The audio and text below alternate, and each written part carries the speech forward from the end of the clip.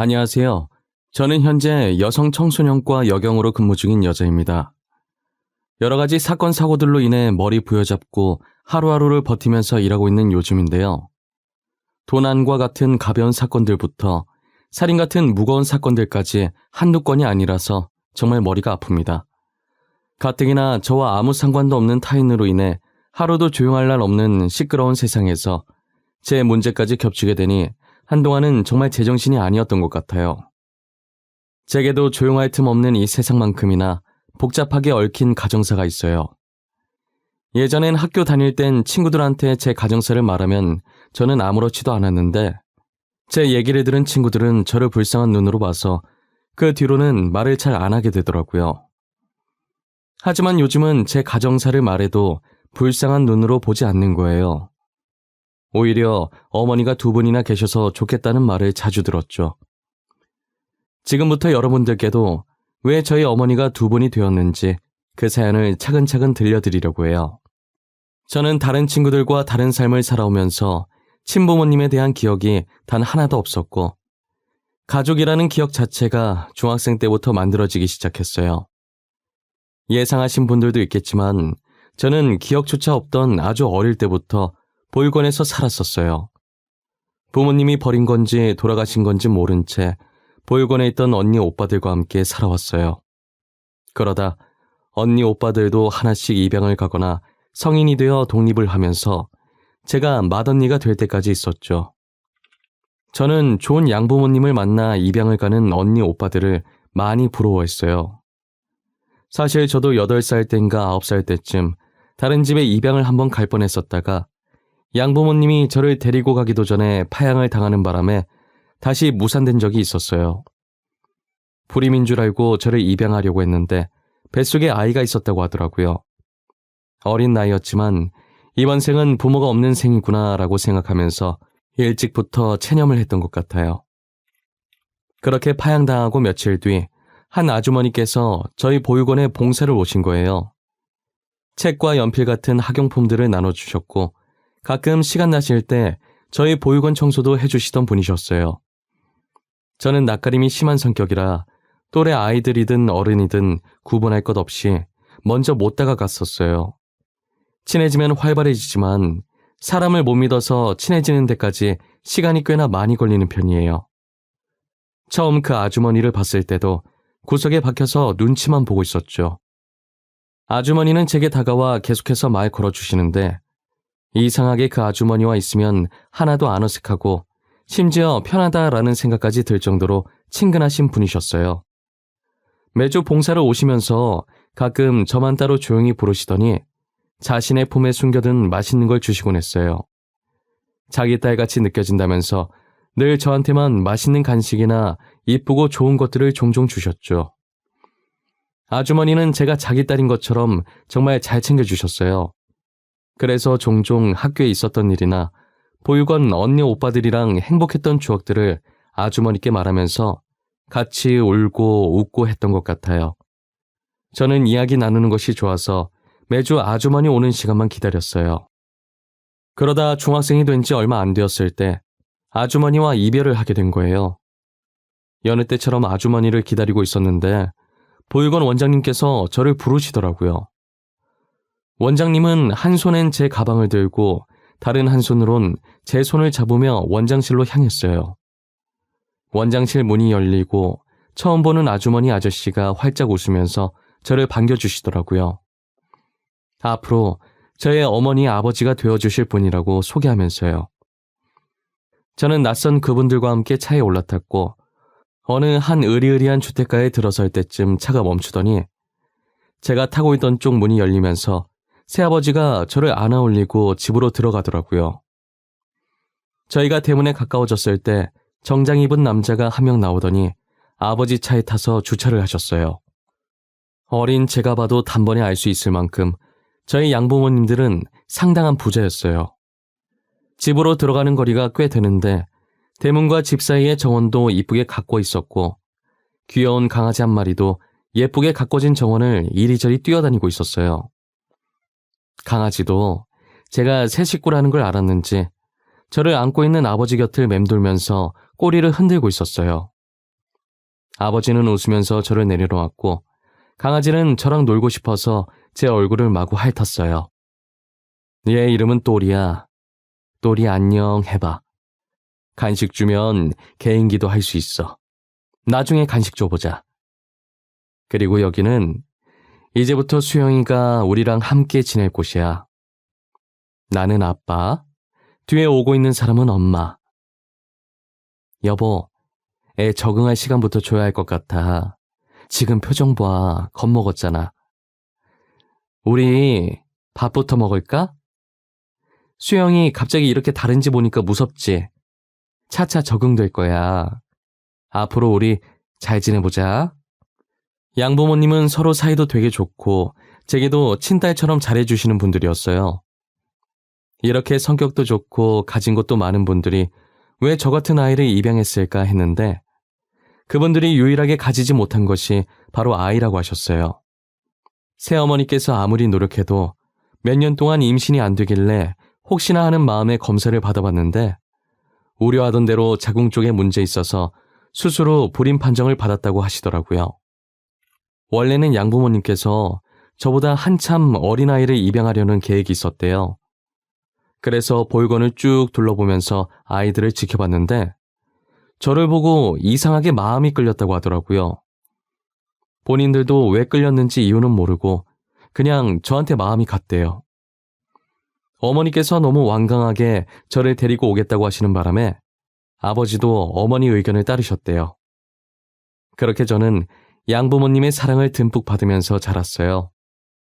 아까 말했듯 낯가림이 심한 성격이라 제가 마음을 열 때까지 가만히 기다려 주셨어요. 엄마, 아빠라고 말이 선뜻 나오지 않아 한동안은 계속 아줌마, 아저씨라고 불렀는데도 왜 자신들한테 엄마, 아빠라고 안 부르냐고 화를 내지도 않으셨죠. 제가 새로운 곳에 적응을 할 수 있게 아무 말 없이 계속 저를 기다려 주셨어요.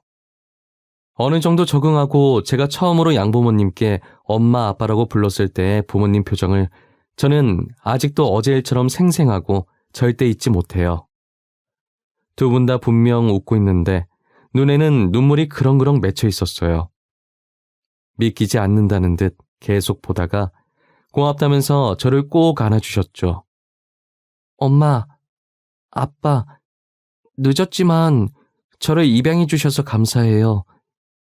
이 말 언제가 되든 꼭 해드리고 싶었어요. 엄마, 아빠 덕분에 요즘 제가 너무 행복한 하루를 보내는 것 같아요. 정말 감사해요. 여보, 지금 수영이가 우리 보고 엄마, 아빠라고 한 거지? 나 믿기지가 않아. 이거 꿈은 아니지? 수영아, 다시 한 번만 불러주겠니? 엄마, 아빠라고 말이야. 애 민망하게 뭐하러 그런 걸 시켜. 이제 앞으로 계속 엄마, 아빠라고 부를 텐데. 진짜 가만 보면 당신이랑 나랑 성격이 너무 바뀌었어. 당신 성격 너무 감성적이야. 솔직히 당신도 좋잖아. 언제쯤 엄마, 아빠라고 불러줄까 하면서 매일 손꼽아 기다려놓고 센 척은. 이제 수영이한테 아빠라는 소리 들었으니 나 이제 여한이 없어. 벌써 죽게? 젊은 나이 안타깝네. 나는 수영이랑 행복하게 오래오래 살 건데.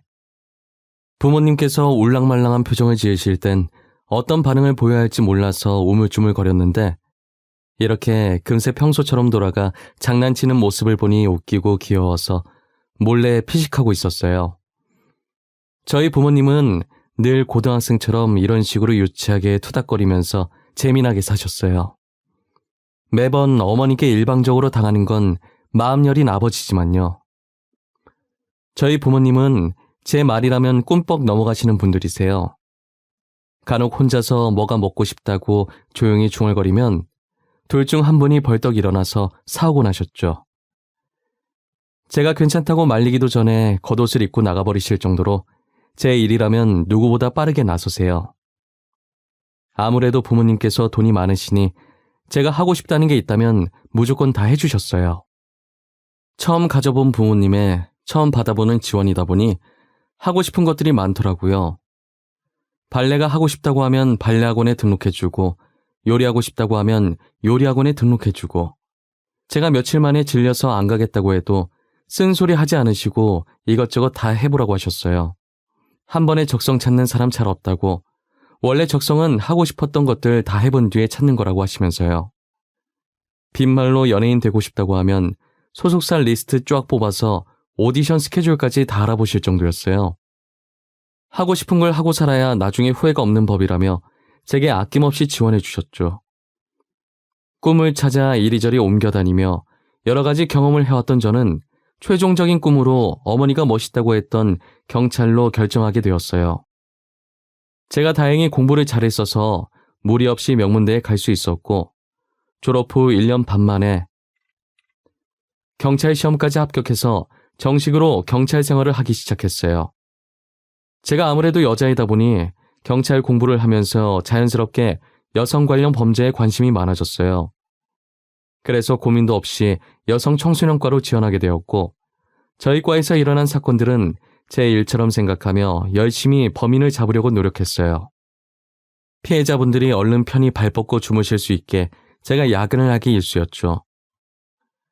평소처럼 야근하고 선배가 부탁했던 자료들 선배 자리에 두면서 수사 일지가 올려져 있길래 살짝 봤는데 남편에게 맞아서 신고 들어온 건수가 생각했던 것보다 많더라고요.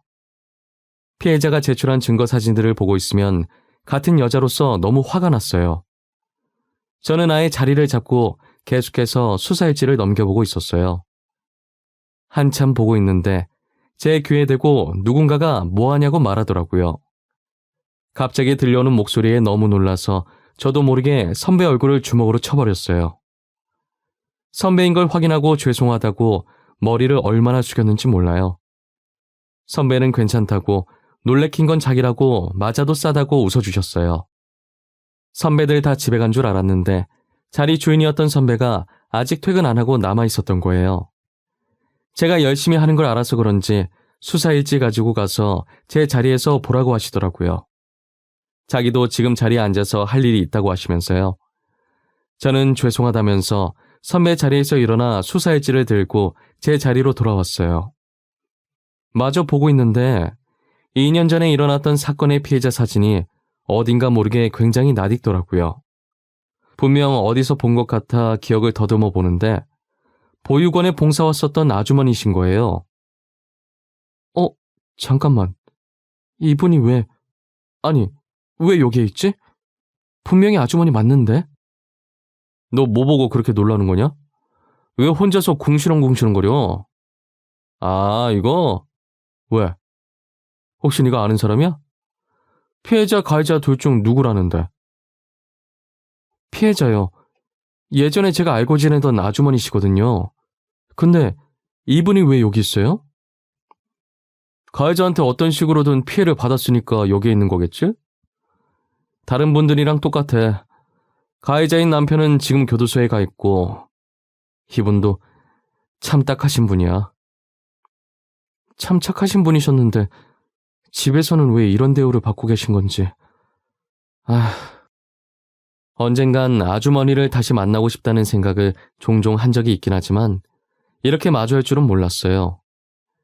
제 기억 속 아주머니는 한없이 다정하고 착하신 분이셨는데 왜 이런 일을 당하신 건가 안타까웠어요. 아주머니 사진을 빤히 보고 있으니 가슴 깊숙한 곳에서 울컥하는 감정들이 올라왔어요. 아주머니 남편 되는 사람은 몇 년 전에도 한번 아주머니를 때리고 징역을 산 적이 있더라고요. 진술한 것 보니 출소하고 얼마 안 돼서 아주머니를 보니 괘씸한 마음에 또 손이 올라갔던 것 같아요. 결국 아주머니 남편은 이렇게 주민들의 신고로 또다시 징역을 살게 되었고요. 출소일이 언제인지 보니까 얼마 안 남아서 혹시나 또 이런 일을 당하시게 될까 걱정이었어요. 저는 한 달 동안 야근에 찌들어 있다가 오랜만에 정시 퇴근하고 집에 가는 길이었어요. 정말 간만에 정시 퇴근이라 신나서 손을 바지주머니에 꽂고 콧노래를 부르며 가고 있었어요. 사람 구경하고 차 구경하면서 천천히 걷다가 길 건너려고 신호를 기다리고 있었는데 제 반대편에서 아저씨가 갑자기 어떤 아주머니께 달려가더니 퍽치기를 하고 튀어버린 거예요. 신호 바뀌려면 아직 멀었고 범인 잡으려고 무작정 뛰었다간 저 때문에 운전자들이 피해볼 것 같아서 이러지도 못하고 저러지도 못한 채 발만 동동 구르고 있었어요. 저는 신호가 바뀌자마자 아저씨가 뛰어갔던 방향으로 미친 듯이 뛰어갔어요. 사건 현장이 멀리 있었고 신호 바뀌는 동안 아저씨가 자취를 감춰버려서 도저히 잡을 수가 없었어요. 저는 다시 현장으로 돌아와서 119에 전화를 했고 아주머니 상태를 살폈어요. 머리 쪽에서 피가 나길래 얼마나 다쳤는지 상태 확인하면서 아주머니 얼굴을 봤는데 제가 있던 보육원에 봉사 오시는 그 아주머니신 거예요. 얼굴을 확인하는 순간 너무 놀라서 정신이 멍해지더니 머리가 새하얘지더라고요. 그때 갑자기 아주머니의 사건 일지가 생각났고 아주머니 남편의 출소일이 생각났어요. 휴대폰으로 날짜를 확인해보니 바로 전날 출소를 했더라고요. 저는 아주머니를 이렇게 만든 사람이 남편이라는 걸 본능적으로 직감했어요. 아무런 기척 없는 아주머니의 볼을 살짝 치면서 눈 떠보라고 했지만 머리에 충격을 받아 의식을 완전히 잃으셔서 눈을 뜨실 리가 없었어요.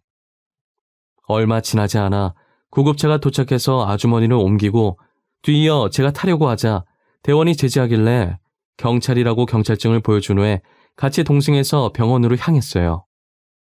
제가 환자분 상태를 쭉 봤는데요. 혹시 같이 오신 분은 신희경 환자분 보호자신가요? 아니요, 보호자는 아니고 사건 현장을 목격한 목격자이자 경찰입니다. 제가 보호자께 상태 전달할 테니 환자 지금 어떤지 저한테 말씀해 주실 수 있을까요? 눈으로 봤을 땐 심각한 정도는 아니고요.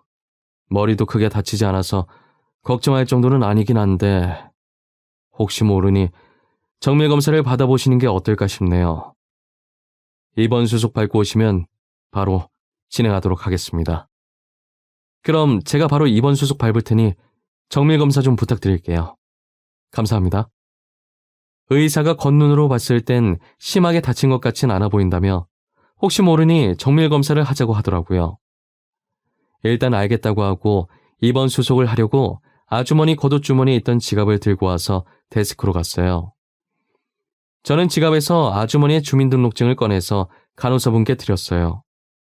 그런데 주민등록증을 꺼냄과 동시에 낡은 사진 한 장이 같이 떨어지더라고요. 뒷면이 위로 가게 떨어져 있었는데 삐뚤빼뚤한 글자가 한 줄 적혀 있었어요. 주워서 보니 사랑하는 딸과 처음으로 찍은 사진이라고 적혀 있더라고요. 저는 다시 지갑에 넣어드리려고 아무 생각 없이 사진을 앞면으로 돌렸어요. 주민등록증에 있던 자리에 그대로 다시 넣고 있는데 사진 속에 있는 아이의 얼굴이 눈에 들어오더라고요. 아이의 얼굴을 보고 지갑을 떨어뜨리면서 저도 모르게 짧게 소리를 지르고 양손으로 입을 막았어요. 제 목소리에 놀란 주변 사람들은 다 저를 쳐다봤고 저는 눈치를 보면서 다시 지갑을 주워들었어요. 떨리는 손으로 사진을 다시 봤는데 눈 비비고 다시 봐도 사진 속에 웃고 있는 아이는 저더라고요. 아주머니와 친해지고 나서 둘이서 산책하면서 보육원 근처에 핀 벚꽃을 구경하다가 자신과 사진 한 장만 같이 찍어줄 수 있냐고 하길래 흔쾌히 알겠다고 하고 찍어줬던 사진이거든요. 저는 다시 글씨가 적혀있는 뒷면으로 돌려서 사랑하는 딸이라는 글자를 손가락으로 매만졌어요. 그러니까 정리하면 사진 속에 있는 사람은 저와 아주머니이고 아주머니가 사랑하는 딸과 찍은 사진인데 거기에 제가 있으니 제가 아주머니의 딸이라는 말이잖아요.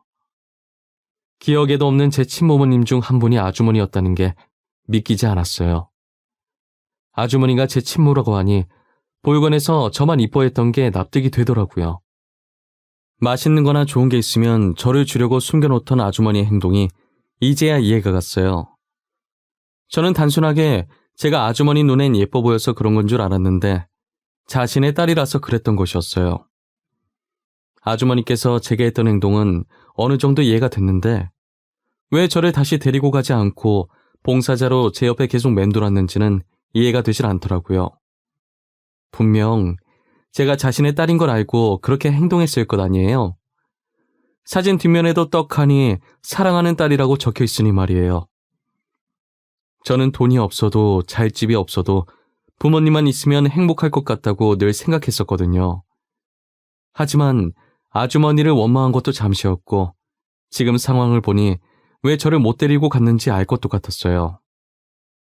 저는 아주머니가 누워 계신 병실에 앉아 한숨을 쉬면서 사진을 계속 뚫어져라 보고 있는데 의사가 다시 들어와서 검사 결과를 말해주시더라고요. 검사를 다 해봤는데 다행히 머리에 살짝 찢어진 것 외엔 아무런 이상이 없네요. 아마 곧 있으면 의식을 차리실 겁니다. 그래도 혹시 모르니 며칠 입원하면서 경과를 지켜보도록 하죠. 진짜 아무런 이상이 없는 건가요? 감사합니다. 정말 감사합니다. 아주머니, 일어나 보세요. 언제까지 주무실 거예요? 걱정되게. 아주머니. 수영아, 우리 수영이 평소엔 꿈에 나오라고 해도 잘 안 나오더니 엄마 아프니까 이렇게 꿈에 나온 거야? 우리 딸 때문이라도 정신 차려야겠네. 아주머니는 의사가 나가고 얼마 안 지나서 바로 눈을 뜨셨고 바로 저를 알아보시더라고요. 살이 많이 빠져서 그때랑 얼굴이 조금 바뀌었는데도 핏줄이라 그런지 한 번에 알아보셨어요. 아직은 정신이 완전히 돌아온 게 아니라서 꿈인 줄만 알고 계시더라고요. 힘이 없어서 제대로 들지도 못하는 팔을 뻗어서 제 얼굴을 매만지며 딸이라고 말하는 거예요. 그러더니 다시 눈을 감으시는데 이상한 감정이 들어서 그대로 병실을 나와버렸어요. 자판기에 음료수를 하나 뽑아 들고 복도 의자에 앉아 머리를 벽에 기대 천장만 빤히 바라보고 있었어요. 나를 이뻐해주던 아주머니를 이런 상황에 다시 만난 것도 당황스러운데 게다가 그분이 제 친어머니라니 머릿속이 너무 복잡했어요. 저는 음료수를 비우고 차마 아주머니 병실에 다시 들어가지 못하고 곧장 집으로 갔어요. 그날 잠을 어떻게 잤는지도 모를 정도로 한참을 설치다가 겨우 잠들었어요. 음료수를 한 박스 사들고 다시 아주머니 병실을 찾았어요. 제가 경찰이 된 이후로 뭐든 확실하게 하고 넘어가야 하는 성격으로 바뀌어버려서 아주머니께 직접 사실을 확인받고 싶었어요. 아주머니는 완전히 정신을 차린 상태였고 병실 문을 열고 들어오는 저를 보고 엄청 반가워하시더라고요. 당연히 자신의 딸이 아닌 보육원에 있던 아이로 대하셨어요. 어머, 수영이 아니야. 이게 얼마만이야. 살 엄청 빠졌네? 못 알아볼 뻔했어. 근데 여긴 어쩐 일이야? 내가 여기 있는 건 어떻게 알았어? 아주머니 사고 난 거 제가 목격했어요. 아주머니를 여기까지 모시고 온 것도 저고요. 몸은 괜찮으세요? 어디 불편한 곳은 없으시고요? 아, 수영이가 나 여기까지 데리고 온 거야? 너무 고맙네. 어떻게 은혜를 갚아야 할지. 몸은 괜찮아. 찢어진 부위만 살짝 아픈 거 말곤 다 괜찮아. 아, 다행이네요. 아주머니. 제가 아주머니께 한 가지 여쭤볼 게 하나 있는데요. 혹시 실례가 안 된다면 여쭤봐도 괜찮을까요? 그럼 괜찮지. 무슨 일인데 그래? 심각한 거야? 표정이 되게 비장해 보이네. 아주머니가 제 친엄마라는 거 알고 있어요. 어제 알긴 했지만요. 이게 진짜인지 확인받고 싶어서요. 진짜 아주머니께서 제 친엄마세요? 제 말에 아주머니의 웃던 얼굴이 점점 굳어져 갔고 눈동자가 흔들리기 시작했어요. 아주머니는 입을 열 듯 말 듯 하면서 말하기 망설이고 있다는 게 제 눈에 보이더라고요. 저는 말하기 힘드시면 억지로 말할 필요 없다고 하면서 가지고 온 음료를 냉장고에 넣었어요. 마지막 음료수를 넣고 있는데 결심을 하신 건지 다 말해주겠다고 하시더라고요. 아주머니께서는 숨을 한번 크게 들이마시더니 입을 떼시더라고요. 21살의 젊은 나이에 첫 연애를 하고 첫 남자친구와 사고를 쳐서 저를 가졌다고 하시는 거예요. 친부라는 사람은 아주머니께서 자신의 아이를 임신했다는 소식에 유학을 떠나버렸고 이미 아주머니는 배가 조금 나와 있는 상태라 수술이 힘들어서 하는 수 없이 낳기로 결정하셨대요. 친부 집안이 잘 사는 집안이라 저를 지켜줄 수 있을 줄 알았는데 유학 핑계로 도망을 가버린 거죠. 아주머니 집안은 가난해서 혼자서는 아이를 키울 능력이 없었고 그렇다고 딱히 다른 방법이 있는 게 아니니 어쩔 수 없이 저를 보육원에 맡겼다고 하더라고요. 형편이 나아지면 저를 다시 데리고 가려고 했는데 형편이 나아질 기미가 보이지 않았고 계속 제자리 걸음이어서 봉사를 핑계로 제 옆을 서성거렸다고 하셨어요. 보육원에 봉사하러 다닌 지 1년 정도 됐을 때 나이가 좀 있는 사람과 결혼하게 되었는데 매일같이 술을 마시고 난폭하게 굴었다고 하더라고요. 그래서 저를 데리고 와봤자 저도 같이 힘들어질 것 같아서 데리고 오는 것을 포기했던 거죠. 그렇게 옆에서 지켜볼 수 있는 것만으로도 감사하다 생각했다고 하더라고요. 그러다 제가 지금의 양부모님 집에 입양을 가는 바람에 또 헤어지게 된 거죠. 아주머니는 그동안 있었던 일들을 말씀하시면서 많이 우셨어요. 저는 아주머니께 모든 사실을 듣고 나면 그래도 속이 좀 풀릴 줄 알았는데 더 복잡해졌죠. 현재 저는 이미 낳아주시진 않았지만 키워주신 부모님이 계시니 당장 어떻게 할 수 있는 것도 없고 아주머니를 달래는 것밖에 할 수 있는 게 없었어요. 아주머니가 울다 지쳐 주무시는 걸 확인하고 병실을 빠져나왔어요. 혼자서 감당할 수 없을 것 같아 양부모님께 말씀드려야겠다고 판단했어요. 저는 아주머니를 만난 것과 아주머니께 들었던 이야기들을 전부 양부모님께 말씀드렸죠. 수영아, 네가 결정하기 힘들어서 우리한테 왔을 거 알아. 낳아준 어머니도 키워준 부모님도 둘 다 너무 소중하겠지. 우린 너에게 누구 하나 선택하라고 강요하지 않을 거야. 어찌됐건 둘 다 너의 부모님이 아니니 너가 선택하지 못한다고 해도 전혀 상관없어. 우리 세 명을 모두 너의 부모님이라고 생각하면 되는 거야. 복잡하게 생각할 것 없어. 너가 친어머니께 가겠다고 해도 말리지 않을 것이고 너가 만약 친어머니를 따라간다고 한들 우리가 너의 부모님인 것도 변함없어. 냉정하게 들릴지 모르겠지만 저는 엄마 아빠와 더 정이 많이 들었고 엄마 아빠 말고 다른 분을 부모님이라고 생각한 적이 없어요. 지금도 마찬가지고요. 애초에 저를 버렸던 분이니까요. 버렸다고 말하면 안 돼. 어머니도 어쩔 수 없이 그랬던 거잖니. 그런 말하면 안 되는 거야. 그리고 지금 어머니 집에 돌아가 봤자 똑같이 당할 것 같은데 우리 집으로 모시는 게 어떠니? 그래, 어머니 우리 집으로 모시는 게 낫겠다. 퇴원했다가 또 당하면 어떡해. 저희 부모님은 남는 방 있다고 선뜻 어머니를 모시고 오라고 하시더라고요. 친어머니와는 남인 부모님도 이렇게 마음을 쓰시는데 제가 너무 어리석었다고 생각했어요. 제가 눈물을 흘리니까 이렇게 이쁜 딸 낳아줘서 고맙다는 답례라면서 울지 말라고 하더라고요. 태어나게 되면 꼭 집으로 데리고 오라고 신신당부를 하셨어요. 그리고 저는 부모님 말처럼 친어머니를 퇴원시키고 저희 집으로 데리고 왔어요. 친어머니는 못 들어가겠다고 입구에서 버티고 계셨고 양어머니께서 들어와도 괜찮다며 친어머니 팔을 잡고 끌어서 억지로 데리고 왔어요. 현관에서 신발도 못 벗고 안절부절 못하며 서 있자 양어머니는 그런 친어머니를 보고 따스히 안아주면서 그동안 고생 많았다고 이제 짐 덜어놓으시라고 하셨어요.